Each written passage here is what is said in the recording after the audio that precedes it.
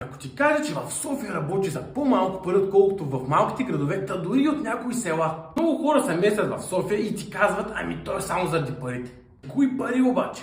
Се възползвах от възможността на големия град е разбираемо. Да започна да работя в големи международни фирми, които са локализирани тук в София и да започнат някакъв тип бизнес, дори университет и да започнат работа по специалността си. Само че по-голям процент от хората започват посредствена работа, която могат да работят и на мястото, от което идват. Ако ги попитате обаче, ще ви кажат, да, то там взимам много по-малко пари за същото нещо, което са пълни глупости. Проблемът им е, че не гледат колко пари имат, а колко пари се е води, че взимат.